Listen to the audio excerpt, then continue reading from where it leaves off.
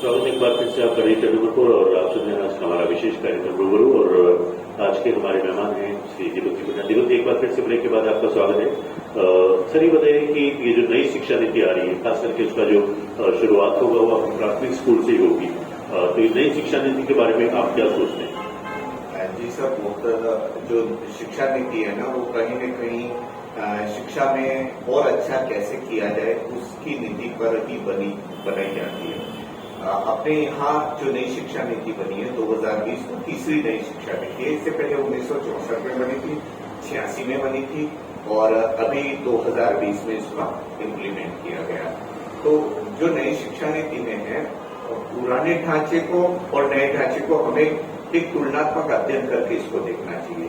जो 86 की शिक्षा नीति थी वो 10+2 थी, यानी कि बच्चा 10वीं के बाद अपना जो ऐच्छिक विषय है उसको सेलेक्ट करता था। उससे पहले 9th क्लास में ही हुआ करता था ये सारी चीजें। अब जो नई शिक्षा नीति आई है 2020 में, इसमें जो निचले का स्तर है, जो प्रारंभिक 3 वर्ष के बालक है, उसको ध्यान में रख के किया गया है। और बालवाड़ी और जो आंगनवाड़ी चलती है वो भी विद्यालयों में सम्मिलित की गई है। वहां पे मेंटर टीचर नियुक्त करने का प्रावधान है। और जो नई शिक्षा नीति है वो 2026-27 का एक मिशन मोड के रूप में अभी शिक्षा विभाग में चल रहा है, जिसमें अभी वर्तमान में FLN बुनियादी साक्षरता और संख्या ज्ञान संबंधी टीचर्स ट्रेनिंग चल रही है, जिसमें मैंने खुद ने एक SRG के रूप में राज्य स्तर पे प्रशिक्षण लिया। फिर राज्य स्तर से मैंने प्रशिक्षण लेके जिले लेवल पे मैंने प्रशिक्षण दिया। जिले लेवल पे जितने भी मैंने MTs तैयार किया, जिसको कहते हैं की रिसोर्स पर्सन KRP तैयार किए, उनका दायित्व ये है कि वो जाके ब्लॉक वाइज टीचर्स को ट्रेनिंग दे रहे हैं, जो अभी वर्तमान में डूंगरपुर जिले के 10 ब्लॉक में अच्छे से चल रहा है FLN आधारित। और FLN foundation literacy and numeracy, बुनियादी साक्षरता और संख्या ज्ञान। और इसका मेन उद्देश्य कक्षा तीसरी तक का बच्चा 2026-27 में हम उस मोड़ पे आ जाए जो कक्षा 3 का बालक, अमूमन देखा जाता है 5वीं तक के बालक को पाठ पढ़ने नहीं आ रहा है या संख्या ज्ञान नहीं है। तो इन सारी चीजों को नई शिक्षा नीति में स्थान दिया गया और 2026-27 को एक मिशन मोड के रूप में लिया गया। मिशन मोड में 26-27 में हमारा बालक जो कक्षा तीसरी में पढ़ने वाला होगा वो स्वतंत्र लेखन, स्वतंत्र पठन और बुनियादी साक्षरता और संख्या ज्ञान से बिल्कुल परिचित होगा। उसे इसमें कहीं व्यवधान ना हो, वो स्वतंत्र रूप से पढ़ सके, रुक के ना पढ़े, अच्छे से पढ़ ले, अच्छे से संख्या ज्ञान उसमें आ जाए। तो ये सारी चीजें नई शिक्षा नीति का एक हिस्सा है और अभी 2026-27 ये मिशन मोड पे चल रहा है। और अभी से हम इसकी तैयारी में शिक्षक वर्ग और विद्यालय दोनों लग चुके हैं। विभाग और राजस्थान सरकार, केंद्र सरकार, एक्चुअली जो भी शिक्षा नीति होती है ना वो केंद्र सरकार की थीम होती है। केंद्र सरकार से नीचे आता है फिर राज्य सरकार। राज्य सरकार उसमें देखता है कि मेरे राज्य में क्या अमेंडमेंट करके भी मैं इसको लागू कर सकता हूँ। तो राजस्थान ने भी उसमें कुछ बदलाव करके राज्य में लागू किया। और राज्य में जब राज्य सरकार ने किया है तो उसमें पूरे राजस्थान राज्य के जिले वाइज SRG तैयार किए, स्टेट रिसोर्स ग्रुप के नाम से, जिसमें मैं सौभाग्यशाली हूँ, मुझे स्थान मिला। और मैं भीलवाड़ा में ब्लैकबेरी रिसोर्ट है, ब्लूबेरी रिसोर्ट है, वहां पे हमारा 6 दिन का प्रशिक्षण हुआ था। और वहां हमने प्रशिक्षण लेके जो नई शिक्षा नीति है, जो FLN है, उस पर कैसे काम करना है उसके बारे में हम फिर जिले पे आए। जिले पे हमने KRP तैयार किए। KRP तैयार करने के बाद अभी वो KRP पूरे ब्लॉक वाइज, डूंगरपुर जिले में हमारे 10 ब्लॉक है, ऐसी ये प्रक्रिया पूरे ऑल ओवर राजस्थान चल रही है। यानी कि दूसरे स्टेट भी इसको फॉलो कर रहे हैं, दूसरे स्टेट में भी ये प्रक्रिया चल रही है। क्योंकि 2026-27 एक टारगेट ईयर है।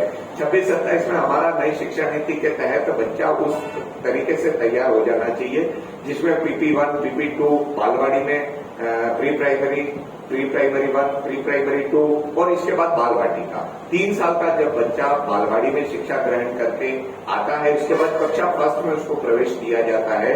तो वहां पे वो बच्चा कहाँ से आएगा? बालवाड़ी से आएगा। और बालवाड़ी से वो जो बेसिक चीजें हैं, गिनना है, पहचानना है, बोलना है, कैसे बोलना है, अपनी मातृभाषा है, उन सारी चीजों का समावेश करके वो बालवाड़ी में जब ये 3 साल का काम किया जाता है बच्चे के साथ, फिर वो कक्षा 1 के लिए हम तैयार कर रहे होते हैं। और बालवाड़ी में फिर मेंटर टीचर भी नियुक्त किए गए जो उस विद्यालय का टीचर होगा, महिला शिक्षिका होगी, जो उस बालवाड़ी के बच्चों के साथ या बालवाड़ी जो भी कार्य करता है उसके साथ मिलके एक सपोर्ट की भूमिका निभाता है। तो ये सारी प्रक्रिया विभागीय है और नई शिक्षा नीति बहुत अच्छी शिक्षा नीति है। इसमें व्यवसायिकता की ओर से ज्यादा ध्यान दिया जाता है। बच्चे का, बालक का सर्वांगीण विकास, उसके शारीरिक, स्वास्थ्य, मानसिक सभी चीजों को समावेशित करके एक अच्छी ब्लूप्रिंट तैयार किया गया और बहुत अच्छे से इसको लागू भी करने का प्रयास राज्य सरकारें भी कर रही हैं और केंद्र सरकार ने भी इस संबंध में किया गया है। तो जी सर जी, मैं ये पूछना चाहूंगा कि जब हम पढ़ते थे या आप पढ़ते थे उस समय ये टीचर्स की बीएड करके आते थे, लेकिन ये जो दूसरी जो फॉर्मेलिटीज, जो बहुत सारे जो योजनाएं आपने बताई, क्या वास्तव में शिक्षकों को इन तमाम ट्रेनिंगों से फायदा होता है या इनका प्रभाव स्टूडेंट्स पे कितना होता है? जी सर, बहुत जरूरी होता है हर चीज को, नई विधाओं को सीखना, नई विधाओं को जानना, बालकों के साथ उस नई विधाओं पर काम करना शिक्षक के लिए बहुत आवश्यक है। शिक्षक कोई भी अपने आप में कभी, कोई भी शिक्षक या कोई भी व्यक्ति अपने आप में कभी पूर्ण नहीं होता है। उसमें कहीं न कहीं नई चीजों को इम्प्लीमेंट करना होता है। मैं एक छोटा सा उदाहरण बता दूं, आप नोकिया को देखिए सर, जब कीपैड और ये जब थी तो नोकिया का बोलबाला था, लेकिन जैसे जैसे दूसरी कंपनियों ने अपने नए चीजों को लाके स्मार्टफोन बना दिए थे, तो उसमें कहीं न कहीं उसकी वो पिछड़ता गया उस मामले में। तो शिक्षा भी आप उसी तरीके से देख सकते हैं। अपडेट रहना बहुत जरूरी है। जब तक उसमें नवाचार नहीं होते, जब तक नई नई विधाएं नहीं आती, क्योंकि आज का बच्चा सर पहले वाला बच्चा नहीं, आज का बच्चा बड़ा स्मार्ट है। आप और मैं मोबाइल शायद चलाने में थोड़ा अपन असहजता महसूस करेंगे, लेकिन बालक ऐसा होता है अपना बिल्कुल बहुत आगे की सोचता, बहुत आगे चला जाता है, क्योंकि उसके डर नहीं रहता कि क्या बिगड़ रहा है, क्या सही हो रहा है, क्या नहीं। आप और मैं थोड़ा इसमें कहीं न कहीं पीछे रहते हैं। तो ये चीजें तो बहुत जरूरी है कि सीखना बहुत जरूरी है, नई विधाओं को अपडेट करना बहुत जरूरी होता है। बालक को, सभी बालक एक जैसे नहीं होते हैं, किसी बालक की बुद्धि लब्धि ज्यादा होती है, किसी बालक की बुद्धि लब्धि कम होती है, कोई बालक धीरे से सीख पाता है, किसी बालक का उसका एनवायरमेंट अलग होता है। तो इन सारी चीजों को ध्यान में रखते हुए चाइल्ड साइकोलॉजी के हिसाब से बच्चे का सर्वांगीण विकास करने के लिए हमें निरंतर शिक्षक को ट्रेनिंग करना बहुत जरूरी होता है। और ट्रेनिंग में जो सिखाया जाता है, सिखाना का मतलब जो नई विधाएं होती है उनको बालकों के साथ कैसे इम्प्लीमेंट करें, बालकों के साथ कैसे इस पे काम करें। तो ये भी बहुत तरीका पुरानी रूढ़िवादिता थी कि पुरानी परंपरागत शिक्षा प्रणाली को अभी हम वर्तमान में नहीं लागू कर सकते कि आप और मैं पढ़े थे तो 1 से 10 तक हमें गिनती लिख दी थी और हम उसको रट्टा मार के दे देते थे। तो ये कोई ठोस ज्ञान नहीं था सर, एक रट्टे वाला ज्ञान था। तो उसी चीज को देखा, बुद्धिजीवियों ने देखा कि क्यों ना मैं इस प्रकार का काम करें। तो उस संबंध के लिए ट्रेनिंग बहुत जरूरी होती है। आज हम जो भी ज्ञान दें, अगर बालक 1 या 2 पहले सुनना सीखे, फिर बोलना सीखे, फिर लिखना सीखे, ये विधाएं होती है LSRW, तो उसके तहत हमें शिक्षक को काम करना होता है। और कोई भी शिक्षक जब इस विधा से काम करेगा तो उसके बहुत सकारात्मक परिणाम मिलेंगे, न कि पेपर पेन पेंसिल ज्यादा मायने नहीं रखता। स्टार्टिंग में बच्चे को सुनना, बोलना और फिर लिखना, इस पे ले जाना होता है और ये विधाएं बहुत कारगर साबित होती है और प्रत्येक टीचर को ट्रेनिंग लेना बहुत जरूरी होता है। मैंने जो काम किया मेरे विद्यालय में या मेरे में जो नॉलेज है, मैं उसको साझा नहीं करूंगा या मैं दूसरे टीचर्स को नहीं दूंगा तो वो मेरे तक ही सीमित रहेगा।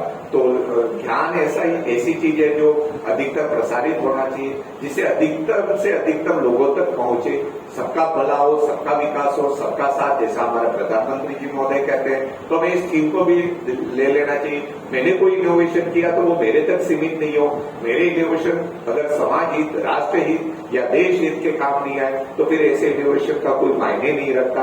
मैं अपने तक ही इसको सीमित रख के, पोटली बांध के, गांठ बांध के रखता फिरूंगा तो मेरे इनोवेशन का कोई औचित्य नहीं है और जिससे किसी देश या राष्ट्र का भला नहीं हो सकता। तो जहां तक हो सके मेरे में जो है या आप में जो है, आप में जो चीज है वो मैं लूं। टीचर ट्रेनिंग में ये भी होता है, साझाकरण होता है। कुछ विधाएं टीचरों से भी आती है, मैंने मेरे विद्यालय में इस टाइप का काम किया तो उसको फॉलो करते हैं। तो ज्ञान ऐसी चीज है, सीखना ऐसी चीज है, कहीं से भी सीख सकते हैं। टीचर्स भी कभी कभी बालक के साथ सीख लेता है। ऐसी काफी घटनाएं घट जाती है विद्यालय परिक्षेत्र में भी कि कुछ चीजें हमें बालक से भी सीखने को मिल जाती है कि नहीं मैंने ये किया बालक के साथ तो गलत किया, यहाँ मैं गलत था, बालक की सोच यहाँ थी, मुझे बालक की सोच तक जाना था लेकिन मैं नहीं जा पाया।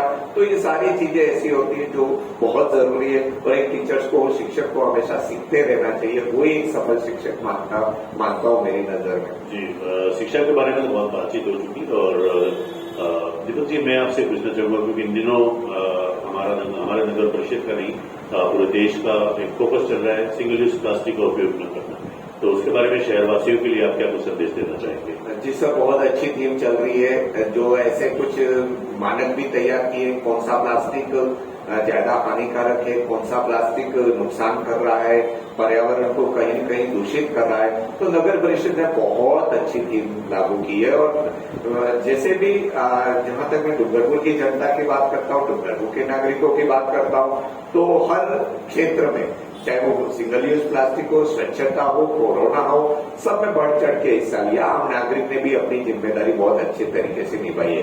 तो मैं शहरवासियों से, सभी नागरिकों से, मेरी ओर से यही अपील करता हूं कि ऐसे कोई भी प्लास्टिक यूज ना करें जो पर्यावरण के लिए या जानवरों के लिए या शहर की सुंदरता को भी कहीं न कहीं बिगाड़ने में मददगार हो, ऐसी चीजों का यूज नहीं करें। हम सब्जी लेने जाते हैं, क्यों ना हम एक कपड़े की थैली ले जाएं, कपड़े की थैली यूज करें बार बार। तो जब हम खुद ले जाएंगे तो वो दुकानदार हमें जबरदस्ती कभी नहीं देगा। तो पहली जिम्मेदारी तो हमारी बनती है। नगर परिषद ने तो नगर परिषद कहाँ घूमेगा, लेकिन स्व जागरूकता, स्व प्रेरित और कोई भी कार्य ऐसा होता है, सर मेरा मानना है कि जो स्व प्रेरणा से कार्य होता है उसका तो सकारात्मक परिणाम बहुत लंबे समय तक रहता है। जैसे आप स्वच्छता के बारे में देख सकते हैं, बाहर से कोई व्यक्ति आता है, चाय पीता है, ठेले पे चाय पीता है, लारी पे चाय पीता है, जब कप को नीचे डालता है तो वो लारी वाला या ठेले वाला ही उससे उठवा के डस्टबिन में डलवाता, तो वो कहीं न कहीं हमारा संदेश सकारात्मकता की ओर जा रहा है। वहां से हमारी पहचान हो रही थी और बहुत अच्छा काम जैसा स्वच्छता को लेके किया है। और सिंगल यूज प्लास्टिक के लिए हम सभी नागरिक शहर के तन मन धन से इसमें सहयोग करेंगे और एक थीम के रूप में, एक मिशन के रूप में, मिशन मोड के रूप में काम करेंगे, जिसके परिणाम बहुत अच्छे ही मिलते। तो सभी डूंगरपुर शहर के मेरे प्रिय नगरवासियों से मेरी ओर से यही अपील करता हूं कि क्यों ना हम सिंगल यूज प्लास्टिक को बिल्कुल समाप्त करें और एक पूरे देश में डूंगरपुर से एक और संदेश जाए कि हाँ, डूंगरपुर ने ये काम कर दिया, तो गौरवान्वित महसूस करेंगे और डूंगरपुर देश में अपना राजघराने से लेके शिक्षा के क्षेत्र में, चिकित्सा के क्षेत्र में, हर विभाग में कहीं न कहीं अपना अमूल्य स्थान रखता है, उसकी पहचान बनी है। सिर्फ पहाड़ियों का नगर बन के नहीं रह गया, कहीं न कहीं हमारी उपस्थिति हमने देश में दर्ज कराई है, चाहे वो कोई भी क्षेत्र हो। जैसे आप अभी मुझे सुन रहे हैं डिजिटल डूंगरपुर, तो ये भी एक नवाचार है ना नगर परिषद का। आप और हम कहाँ सुन पाते हैं, आप मुझे सुन पा रहे हैं सारे शहरवासी, तो ये एक कहीं नवाचार है और शायद ये पूरे देश में भी इसको पसंद किया जा रहा है और एक अच्छा मैसेज, सकारात्मक संदेश कहीं प्रसारित करना हो तो ये प्लेटफॉर्म बहुत अच्छा है। और सर काफी ऐसी बहुत सारी चीजें भी कर रहे हैं, काफी नवाचार, काफी ऐसे मीडिया के, सोशल मीडिया के माध्यम से भी ऐसे बुद्धिजीवी वर्ग को इकट्ठा कर रहे हैं जो राष्ट्र, देश और राज्य की सोच रहा है। Thank you sir. अंतिम क्वेश्चन में पूछना चाहूंगा, प्रवेशोत्सव चल रहा है और चूंकि ये जो आपका वीडियो है वो आपके शिक्षक बंधुओं में भी जाएगा, तो शॉर्ट में प्रवेशोत्सव को लेकर क्या कुछ, क्योंकि आप इनोवेशंस करते रहते हैं, तो प्रवेशोत्सव को लेकर आपने कुछ इनोवेशंस किए हैं? जी सर, प्रवेशोत्सव में ये किया है कि अभी तो मेरा जैसे एसआरजी के रूप में ड्यूटी था, मैं पिछले 13 जून से अनवरत बिना थके सवेरे से 6 बजे से शाम की 7 बजे तक लगा हुआ था। 18 जून से छुट्टियां थी पर मैंने कभी छुट्टियों का आनंद नहीं ले पाया और मैं लगातार इसमें लगा हुआ हूँ कि शिक्षा मेरे कर्मस्थली है, मेरी कर्मभूमि है, तो क्यों न मैं अच्छा काम, अच्छा संदेश दूं। तो जो प्रवेशोत्सव चल रहा है उसमें हमने रैलियां निकाली है, घर घर जाके मोटिवेट किया है बालकों को और जितने भी प्रवेशोत्सव उम्र के बच्चे हैं उनको विद्यालयों से जोड़ा गया है और अभी जो थीम चल रही है तो एक जबरदस्त माहौल है, एक मेले सा माहौल रहता है अभी विद्यालय में। मतलब नित्य प्रतिदिन एडमिशन आते हैं, प्रवेश आ रहे हैं, चाहे वो निजी शिक्षण संस्थाएं हो चाहे वो राजकीय शिक्षण संस्था हो, सभी में एक मेला सा माहौल है। और जो एक पिछले 2.5 साल में जो हमने नहीं देखा ना, वो हमें एक सकारात्मक सोच को लेके आ रहा है। और प्रवेशोत्सव में घर घर जाके हाउस होल्ड सर्वे किया जा रहा है, हमें विभाग की ओर से आदेशित किया गया है, वो सारे डॉक्यूमेंटली हमें देखा जा रहा है, ऑनलाइन भी देखा जा रहा है कि कौन से एरिया में कौन सा बालक छूटा हुआ है प्रवेश से, वो सारा रिकॉर्ड है। उजारी पंचायत की भी थीम चल रही है। तो ये सारी चीजें कहीं न कहीं ड्रॉप आउट बच्चों को लेके काम कर रहा है, सरकार विभाग काम कर रहा है। तो हमें डोर टू डोर एक बार तो टच करना, हाउस होल्ड सर्वे करनी है, प्रत्येक घर को टच करना है। उस घर के जितने भी बायोडाटाज हैं, जितने भी उम्र के बच्चे हैं, उनका हमें डेट ऑफ बर्थ से लेके उसकी शिक्षण व्यवस्था क्या है, क्या कहाँ तक पढ़ा है, क्या नहीं पढ़ा है, क्या प्रवेश के लायक कौन सा बालक उसकी उम्र हो चुकी है जो विद्यालय से जुड़ना चाहिए। वो जरूर नहीं मेरी विद्यालय में जुड़े, वो कहीं किसी भी विद्यालय में जुड़ सकता है, लेकिन उसका पढ़ना चलना चाहिए, वो पढ़ने से न छूटे। तो ये एक प्रवेशोत्सव को लेके बहुत अभी जुलाई तक चलेगा और एक माहौल सा बना हुआ है। फिर इसके साथ ही शिक्षण प्रक्रिया का जो दौर है वो भी स्टार्ट हो गया है। प्रवेशोत्सव को लेने के साथ में जो शिक्षण गतिविधियां हैं उसको भी हमने स्टार्ट कर दिया है और बालक अच्छे मन से पढ़ रहा है। बहुत बहुत धन्यवाद दीपक जी हमसे जुड़ने के लिए। और ये दोस्तों ये थे दीपक पंड्या जी, जो कि एक प्राथमिक स्कूल में शिक्षक है। शिक्षक तो बहुत सारे हैं, लेकिन एक अलग टाइप के शिक्षक है, क्योंकि इतने सारे आए दिन आप अखबार में भी उनके बारे में पढ़ते रहते हैं, सोशल मीडिया पे उनके बारे में जानकारी बहुत इनोवेशन करते रहते हैं। क्योंकि कई लोगों के मन में ये होता है कि जो निजी स्कूल्स होते हैं वहीं पे सब कुछ होता है, लेकिन ऐसी बात नहीं। जो हमारे देश के प्रधानमंत्री जी भी कहते हैं कि हमारे देश का जो भविष्य है वो 55% जो युवा है उनके ऊपर टिका हुआ है। और जैसे कि आज आपने सुबह मैंने बताया कि हमारे राजस्थान के इग्नोवे करके कोटा से हैं, जो जिनके पास एक छोटी सी डेयरी है, उन्होंने पूरे देश में जो इंजीनियरिंग का एग्जाम होता है जेईई, उसमें 13वां स्थान प्राप्त किया है। और एक और बालिका है जयपुर की, उसने 300 में से 300 अंक प्राप्त किए हैं। तो कहीं न कहीं युवा जितना आज कर रहे हैं वो बिल्कुल काबिल तारीफ है। युवा पहले भी करते थे, लेकिन आज के युवा बहुत ही स्मार्ट है। और दीपक जी आप हमारे साथ जुड़े और जो नवाचार आपने बताए डूंगरपुरवासियों को, साथ ही साथ सोशल मीडिया के माध्यम से और लोगों तक भी पहुंचेगा। और आपको और मैडम दीपिका पंड्या जी दोनों को बहुत बहुत बधाई और शुभकामनाएं। और लेट्स होप कि अभी तक जो चीजें आपको नहीं मिली, जो मिलनी चाहिए, मैं क्या नहीं मिली वो नहीं कहूंगा, लेकिन जो चीजें आपको मिलनी चाहिए। हालांकि पुरस्कार ही हर चीज नहीं होती है, क्योंकि फिल्म इंडस्ट्री में हमारे एक बहुत चौकदा कलाकार है आमिर खान साहब। आमिर खान कहते हैं कि जो प्राइज होता है, पुरस्कार होता है, फिल्म फेयर अवार्ड होता है, वो ही सब नहीं होता। जो जनता का प्यार होता है, जनता आपको कितना रिस्पॉन्स करती है, देती है, स्टूडेंट्स आपको कितना रिस्पॉन्स देते हैं, वही बड़ी चीज होती है। लेकिन फिर भी कहीं न कहीं कभी कभी पुरस्कार भी मायने रखता है। तो नहीं, आपकी जो कोशिशें हैं वो हमारे लिए तो बहुत बड़ा पुरस्कार है। और आपका जो आशीर्वाद है विद्यार्थियों के साथ, वो अपने आप में एक सबसे बड़ी जो आपको संतुष्टि है, क्योंकि मैं आपको बहुत अच्छी तरह से जानता हूँ और आप तो शायद जैसे मैडम वाइफ हैं और मैडम और दोनों आप घर पे भी शायद यही बातें करते रहते हैं, मतलब इतना कुछ इन्वॉल्वमेंट है। या दोस्तों दीपक जी पंड्या, और उसके साथ ही आज हमारा ये सुबह का कार्यक्रम रूबरू गुड मॉर्निंग डूंगरपुर यहीं पर समाप्त होता है। कल सुबह फिर मुलाकात होगी 6:30 पर, लेकिन इसके पहले हम आपको बता दें कि कल गुरु पूर्णिमा के अवसर पर कई जो स्थान हैं, कई संस्थाएं हैं, उनकी तरफ से अलग अलग कार्यक्रम आयोजित करेंगे।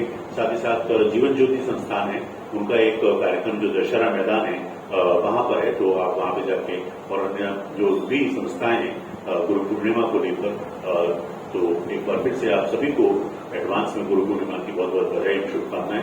तो इसके साथ ही आपके दोस्त राजेंद्र चौहान को और हमारे आज के मेहमान दीपक जी पंड्या आगे दीजिए। कल सुबह फिर मुलाकात होगी, लेकिन ये कहते हुए स्वच्छ रहें, स्वस्थ रहें, सुरक्षित रहें और सिंगल यूज प्लास्टिक का उपयोग बिल्कुल न करें। बाय बाय, टेक केयर, अपना ध्यान रखिएगा। Thank you.